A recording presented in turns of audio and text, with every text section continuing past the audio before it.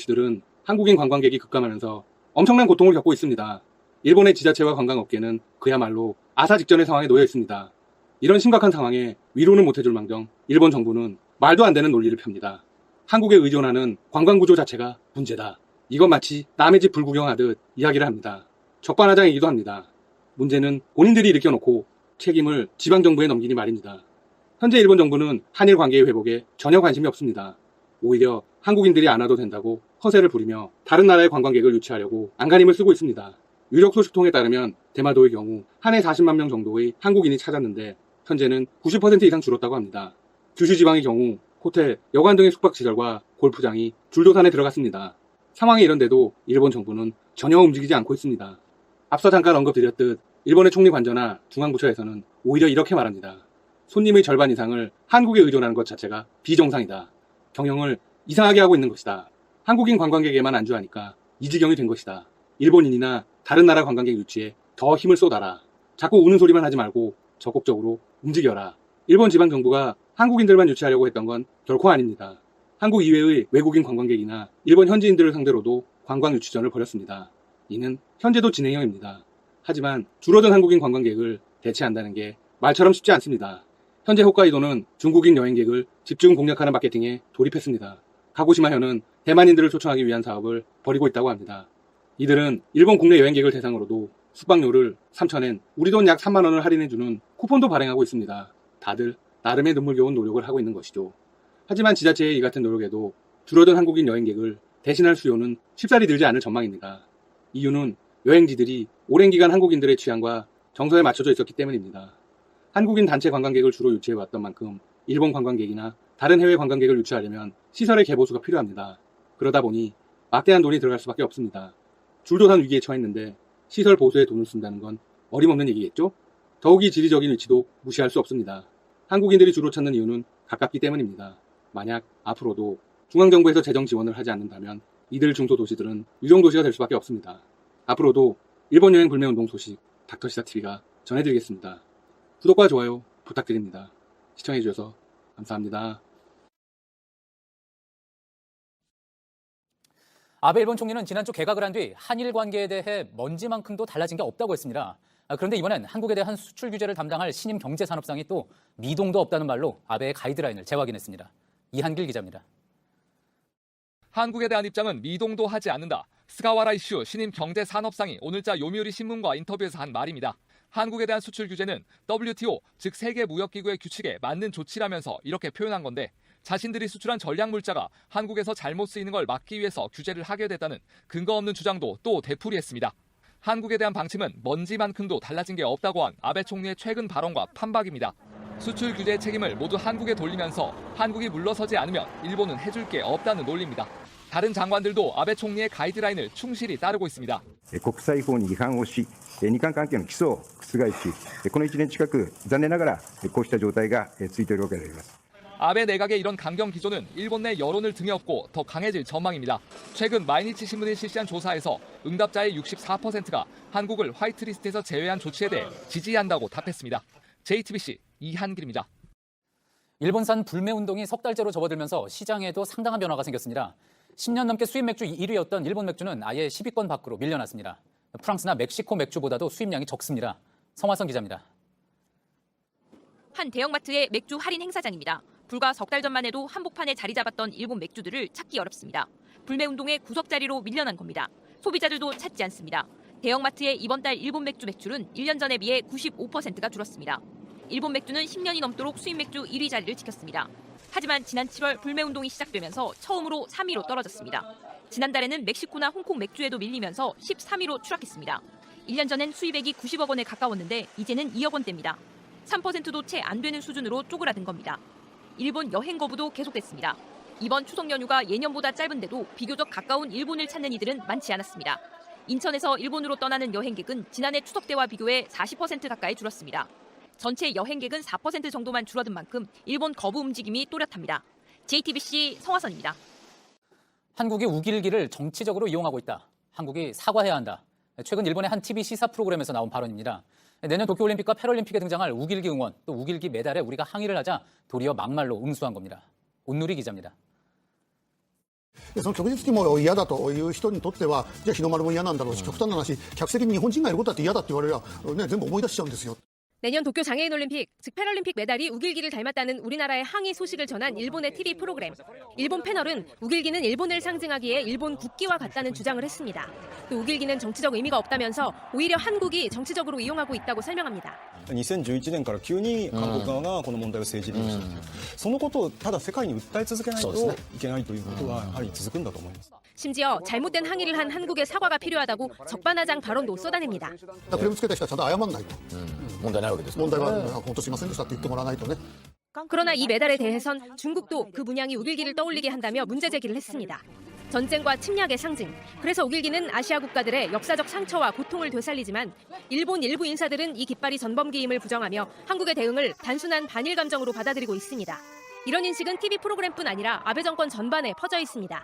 새로 부임한 일본의 하시모토 세이코 올림픽 장관이 우길기의 경기장 반입은 문제 없다고 다시 한번 확인하면서 도쿄올림픽 경기장의 우길기 응원은 점점 더 구체화되고 있습니다.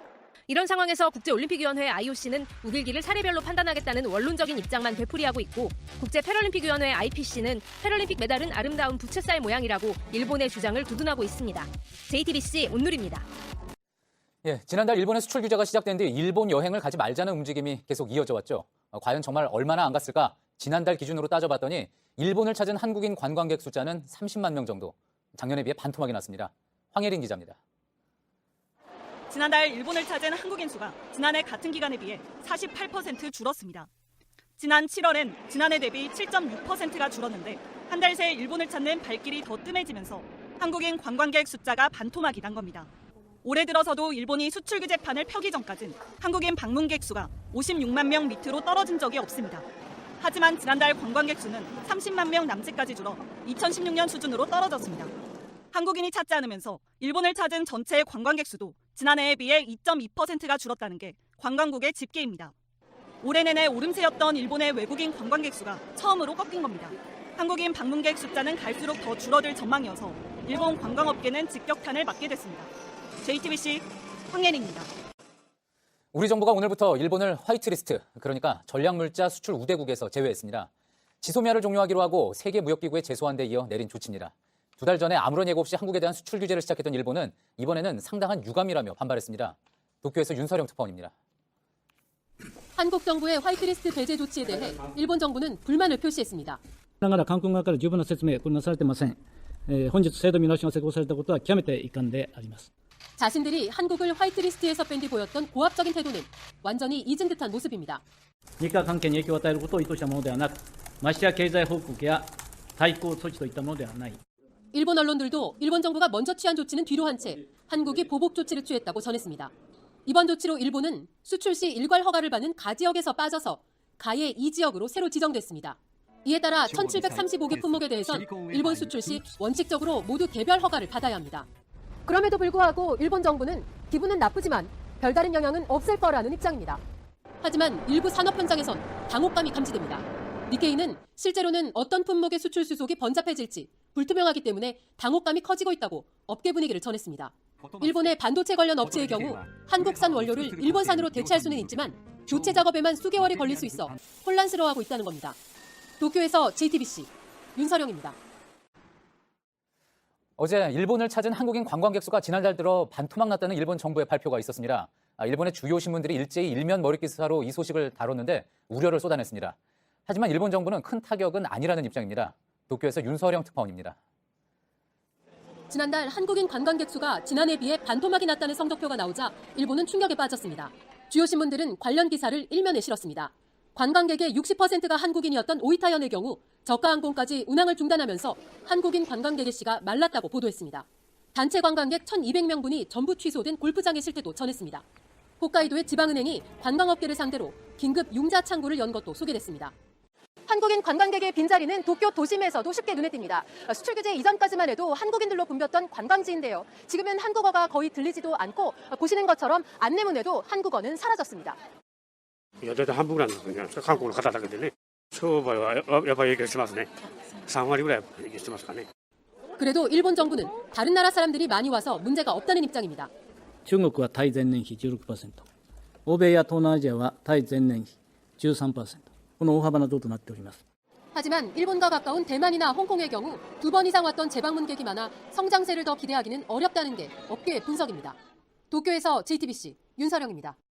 어제 일본이 우리 화이트리스트에서 빠지면서 한일 양국 모두 서로에게서 수출 심사 할 때 우대를 받지 못하게 됐습니다. 당장 적용받지 않는 기업들도 수출 규제가 더 심해지는 건 아닐지 촉각을 곤두세우고 있습니다. 특히 양국 자동차 업계는 서로 의존도가 높아서 수입 부품을 미리미리 사들이고 있습니다. 구혜진 기자입니다. 최근 한국과 일본의 자동차 업계가 상대방 국가에서 수입해야 하는 부품을 비축하기 시작했습니다. 수입 절차 규제 대상이 자동차 부품에까지 확대될 수 있다는 우려 때문입니다. 만약 규제 대상이 돼 개별 허가 방식으로 수출 심사를 받게 되면 허가가 나는 데만 최장 90일 정도가 걸릴 수 있어 생산에 지장이 생길 수밖에 없습니다. 아무래도 문제가 있을까 봐 중국에 대한 2배 정도 관리를 하고 있죠. 평균으로 3개월치 재고를 확보하고 생산을 하고 있다가 한 5개월치 재고 확보를 하고. 일본 니혼게이자이 신문도 현대차가 점화 플러그를 생산하는 덴소 등 일본 부품 업체들에 수출을 늘려줄 것을 요청했다고 전했습니다. 반대로 일본 자동차 부품 업체들도 접합용 소재나 잠금 장치 등 한국산 부품을 당겨 수입해 재고를 쌓아두고 있다고 보도했습니다. 지난해 한국 업체들이 일본으로 수출한 자동차 부품은 7억 4,900만여 달러, 일본에서 수입한 자동차 부품도 이와 비슷한 7억 3,600만여 달러 규모입니다. 전체 수입 자동차 부품의 19%를 일본에서 들여오고 있습니다. JTBC 구혜진입니다. 이런 가운데 양국 감정의 골을 더 깊게 만드는 망언이 일본에서 또 나왔습니다. 한 우익 정치인이 조선시대 공식 외교 사절이었던 조선통신사를 일컬어 흉악 범죄 집단이라고 했습니다. 일본 여성에 대한 폭행과 살인을 반복했다고 했습니다. 김혜미 기자입니다. 일본 도쿄도 스기나미구의 사사키 지나스 의원입니다. 사사키 의원은 지난 12일 구의회 본회의에서 초등학교 교과서가 역사를 조작하고 있다고 주장했습니다. 조선통신사가 환영받았다는 건 완전히 거짓말이라면서 통신사는 여성에 대한 폭행, 살인, 강도를 반복한 흉악한 범죄자 집단이라고 한 겁니다. 일제강점기 때 일본식 이름을 강요한 창씨 계명에 대해서도 거짓말이라고 부인한 뒤 자신과 같은 주장을 일선 학교에 알려야 한다고도 했습니다. 사사키 의원은 극우 성향인 NHK로부터 국민을 지키는 당 소속으로 지난 4월 당선된 초선입니다. 당장 해당구의 교육위원회는 그의 주장에 대해 교과서에는 문제가 없다고 일축했고 동료 의원들도 혐오 발언이라고 비판했습니다. 조선통신사를 연구해온 학자도 통신사는 조선 국왕이 임명한 정식 사절단이었다며 공인의 발언으로 문제가 있다고 지적했습니다. 하지만 사사키 의원은 언론과의 인터뷰에서 자신의 주장이 역사적 사실이며 따라서 발언을 취소하지 않겠다고 밝혔습니다. JTBC 김혜미입니다.